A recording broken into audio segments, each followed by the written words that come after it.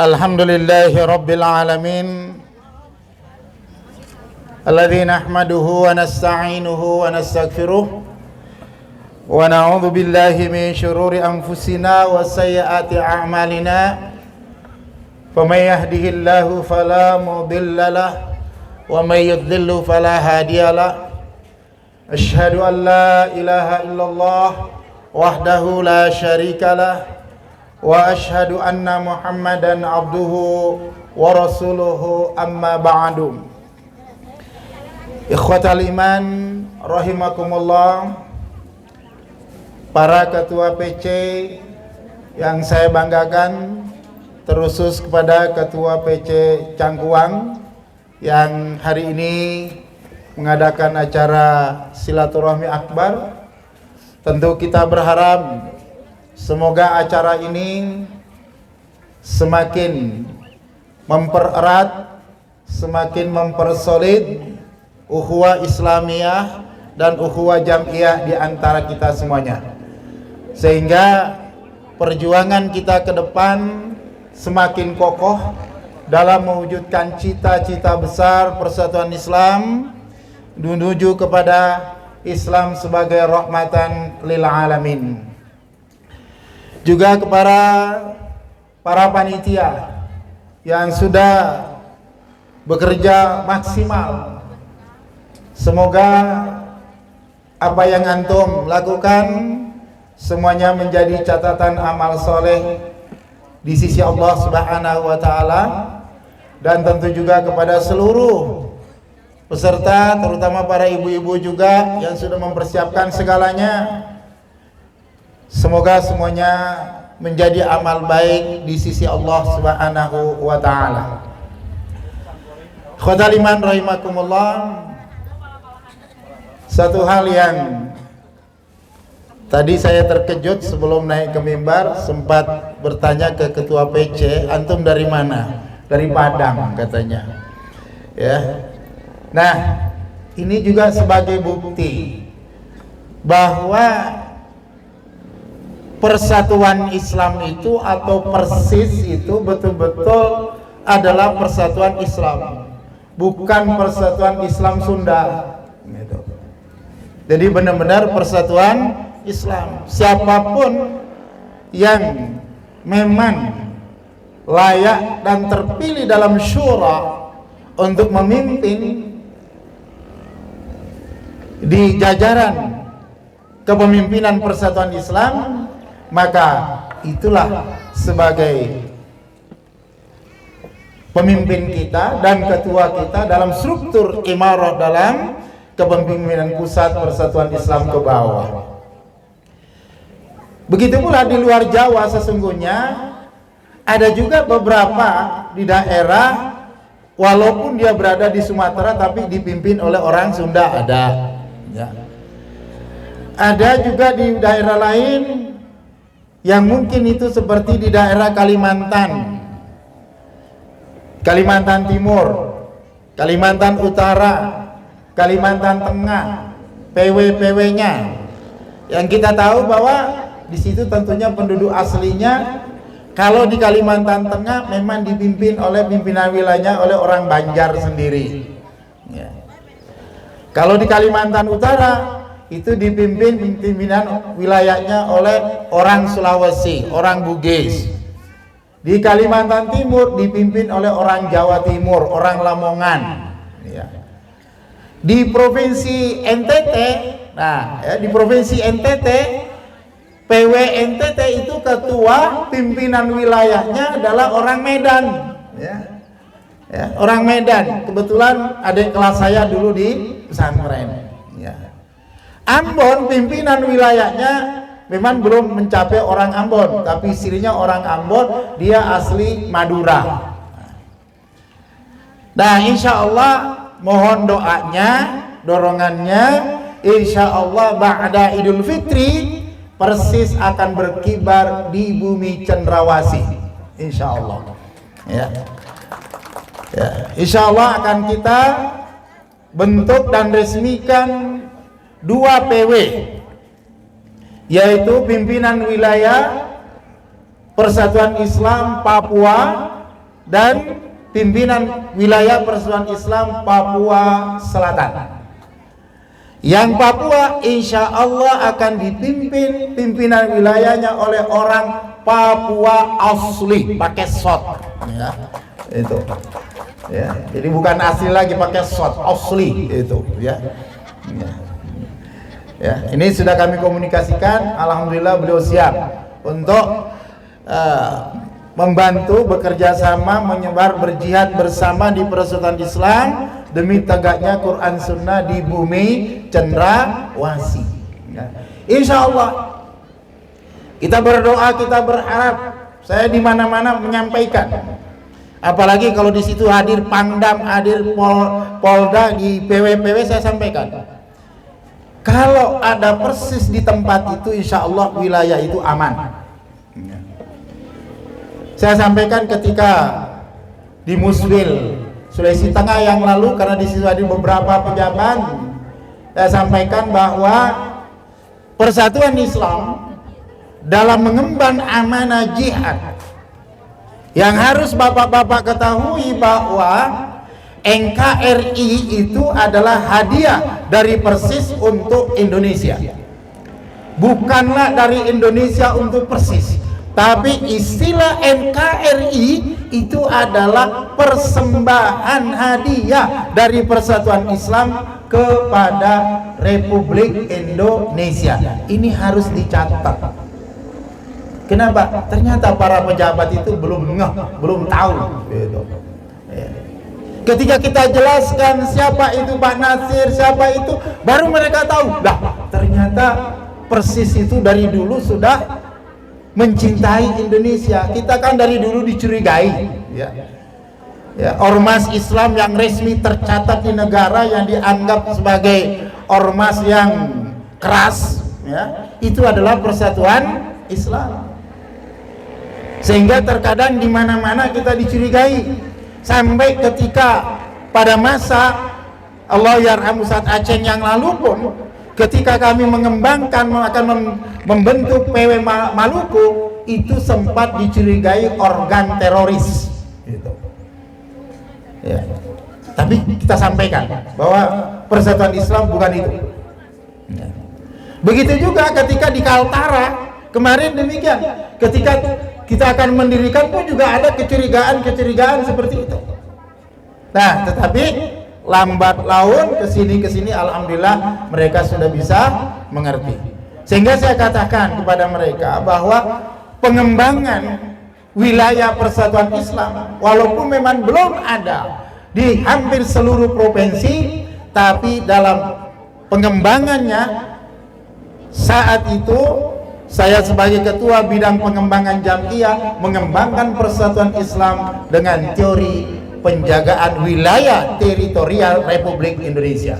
Makanya ketika saya diminta oleh Allah yarhamu Ustaz Aceh, langsung saya bilang pertama kali harus ada PW Kaltara. Kenapa PW Kaltara? Kaltara berbatasan langsung dengan Malaysia.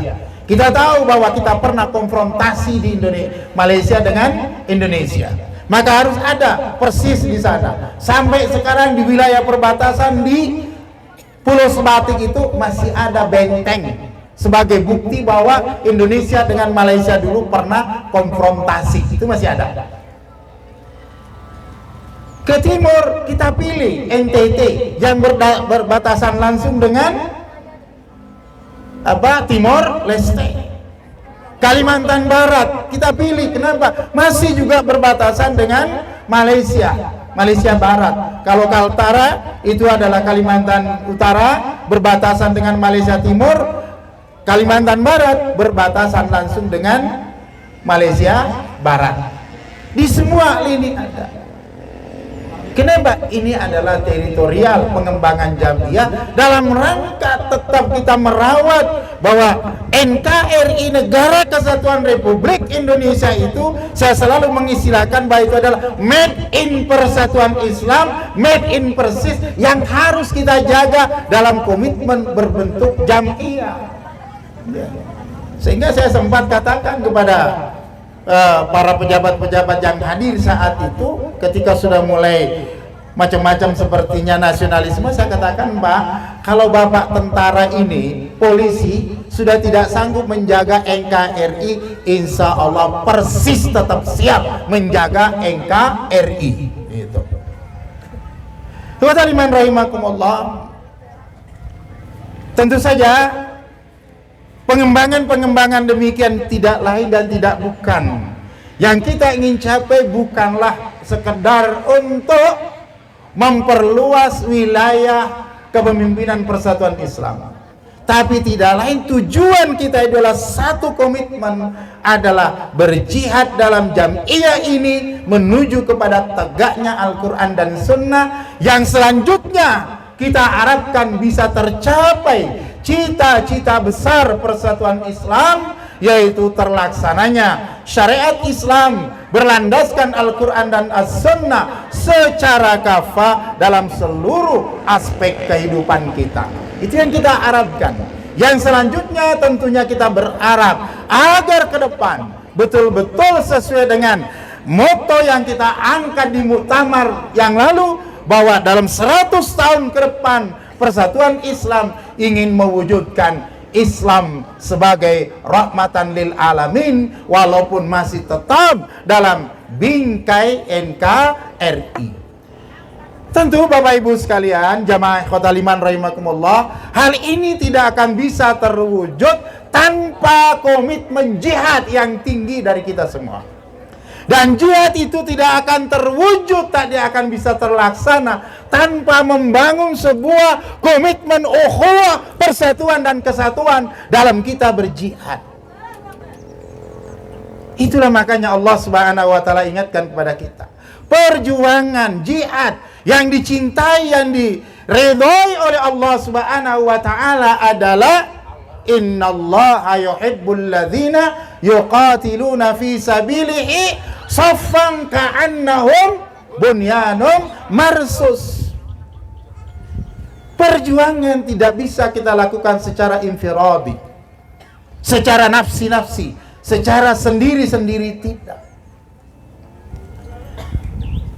Tetapi perjuangan tegaknya syariat, tegaknya Quran Sunnah tidak bisa dilakukan dengan sendiri-sendiri. Walau bagaimanapun super powernya seorang kiai, seorang ustadz, tapi kalau dia tidak bergabung dalam sebuah jam'iyah dan tidak menyatu, tidak membuat sebuah kesatuan di dalam perjuangan, maka saya yakin sesuai dengan ayat Allah tadi, tidak akan dapat mewujudkan cita-cita besar yang diharapkan oleh Allah Subhanahu wa taala, bahwa li'ila'i kalimatillah, yang dicintai oleh Allah itu adalah dilakukan dengan cara sofang ka'annahum bunyanum marsus itu.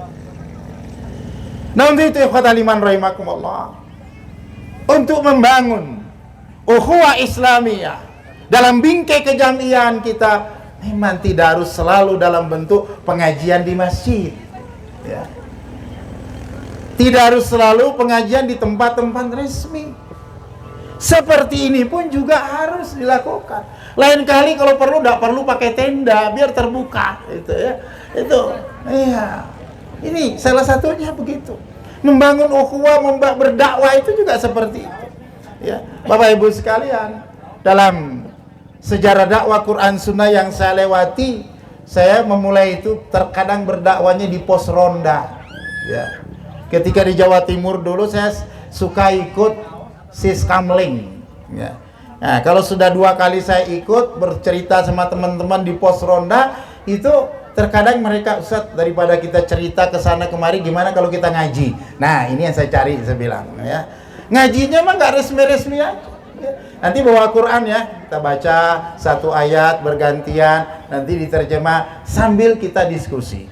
Selesai itu, ayo keliling lagi, keliling kampung. Selesai pulang, ngobrol lagi masalah, pelan-pelan jadi Quran Sunnah itu. Ya. Jadi sebagaimana yang sudah kita wujudkan dalam bentuk di muktamar kemarin, bahwa persatuan Islam melakukan transformasi dakwah, ya. Ini penting, ini transformasi dakwah kita ada perubahan dalam fikih dakwah kita ke depan, ya. Kalau dulu kita selalu Fiku dakwanya itu saya ibaratkan dulu fiku dakwah yang ditanamkan oleh orang tua kita dulu, itu adalah fiku dakwah ibaratnya menggunakan kacamata kuda. Ya. Yang dia hanya bisa melihat lempeng ke depan. Kenapa demikian? Karena memang pada masanya dakwah harus dilakukan seperti itu.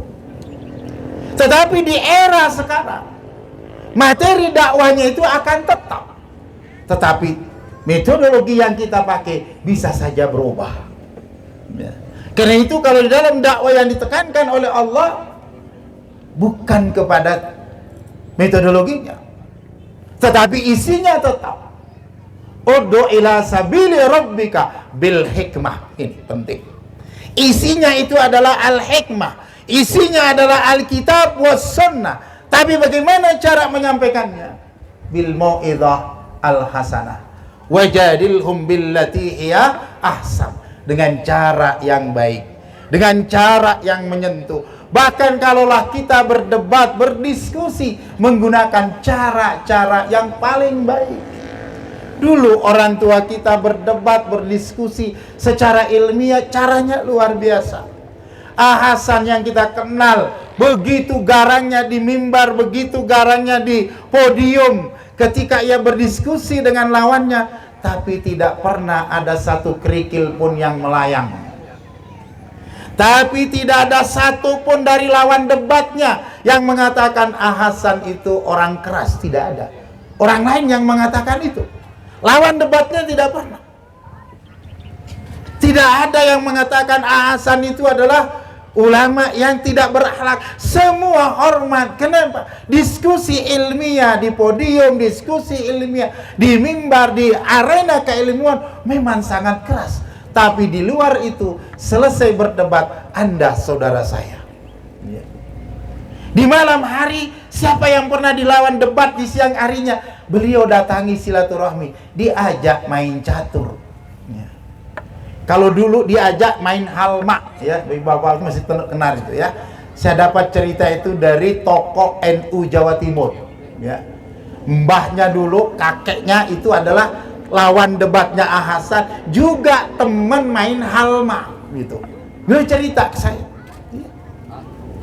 Sekarang beliaunya itu sedang jadi wakil bupati Kabupaten Pasuruan. Ya.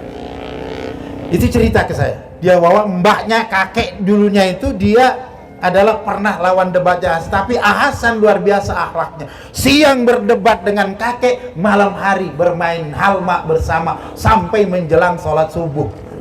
Gitu. Tidak ada rasa sedikit pun uhwahnya tetap. Walaupun mungkin pada saat itu berbeda, kejamiaannya berbeda, fahamnya, tapi tetap. Nah, ini yang harus kita contoh daripada leluhur kita, para pendahulu kita. Apalagi kalau kita di dalam sebuah bingkai jamiah. Perbedaan itu wajar terjadi, ya. Berbeda pikiran, berbeda pendapat itu biasa terjadi. Dan Allah juga nggak melarang kok kita berbeda pendapat. Cari ayatnya, nggak ada. Ada nggak yang melarang kita la takhtalifu? Itu nggak ada. Justru Allah mengatakan, wallahu yahkumu fima kuntum fihi takhtalifun. Silakan aja berbeda pendapat, tapi nanti Allah yang akan menyelesaikan perbedaan pendapatmu di akhirat. Karena kalau perbedaan pendapat itu tidak ada yang dosa. Kalau berbeda dalam beristimbat masalah hukum, yang ada adalah beda pahala, bukan dosa. Yang benar dapat 2, yang salah dapat 1. Ngapain mau berantem? Hanya beda nilai gitu. Nah, tetapi kalau sudah masalah usul yang diberi perbedaan, nah disitulah yang tidak bisa kita toleransi. Karena kalau permasalahan usul akidah, alasan pokok yang kemudian terjadi perbedaan, itu akhirnya bukan antara shawab wal khata, tetapi adalah antara hak dan batil itu. Ya. Nah di situ. Nah karena itu kata liman rahimakumullah, yang dilarang oleh syariat itu kan wala tafarraqu. Ya. Wa'tasimu bihablillahi jami'a, yang menjadi moto di persatuan Islam itu pegang teguh kepada kitabullah was sunnah. Lalu kemudian wala takhtalifu. Kenapa di belakang wala tafarraqu? Tidak wala takhtalifu. Karena bisa jadi di dalam kita berpegang teguh pada Al-Quran dan Sunnah itu bisa saja kita berbeda pendapat. Bisa beda pendapat, tapi rujukannya tetap sama pada Al-Quran, tetap sama pada As-Sunnah. Bisa jadi. Apalagi kalau sudah berkaitan dengan Sunnah, praktek-praktek furu'iyah, bisa jadi di situ ada ikhtiarat, ada pilihan-pilihan. Kita memilih yang ini, saudara kita memilih yang itu. Sama-sama ada dalilnya, sama-sama Quran Sunnahnya. Itu. Nah, karena itu yang diingatkan oleh Al-Quran itu adalah wala tafarraqu, yaitu maknanya bukan jangan berbeda, jangan melakukan sesuatu yang dapat menimbulkan kalian tafarruq, berpecah belah. Nah, untuk itulah wataliman rahimakumullah, apalagi kita berada dalam Jam'iyah Persatuan Islam, yang kita yakini dan yang kita pahami bahwa Jam'iyah Persatuan Islam adalah sebuah lembaga, sebuah kapal besar yang tujuannya itu adalah membawa para penumpangnya menuju ke sebuah pelabuhan tujuan utama terlaksananya syariat Islam. Berarti apa? Jam'iyah Persatuan Islam ini adalah harakah, sebuah gerakan dakwah, lembaga perjuangan, lembaga jihad. Itu. Sehingga semua yang ada di dalam Persatuan Islam, terutama yang masuk dalam struktural tashkil pimpinan, mulai dari pimpinan pusat sampai kepada pimpinan terendah, itu haruslah memposisikan diri bahwa Anda semua yang berada di situ adalah pucuk-pucuk pimpinan yang sebagai bagian daripada amir kalau di dalam perjuangan. Sehingga apa yang harus kita lakukan? Kita harus ingat bahwa di dalam perjuangan jihad jam'iyah yang kita lakukan, maka apabila sesuatu sudah menjadi putusan, maka itulah yang harus kita laksanakan. Ketika semua kita sudah putuskan dalam bentuk syura, maka laksanakan. Fa'idha azamta fatawakkal 'ala Allah. Bentuk azam kita adalah bermusyawarah. Ketika itu sudah diputuskan, maka kita tinggal melaksanakan. Begitulah yang harus selalu kita lakukan. Karena memang asas jam'iyah kita sebagai asas perjuangan, seluruh putusan itu harus berdasarkan kepada syura bainana. Putusan-putusan pimpinan pusat. Tidak ada yang menjadi putusan pribadi ketua umum. Tidak ada yang menjadi putusan pribadi dari para ketua bidang. Tetapi semua itu harus melalui syura. Keputusan ketua umum harus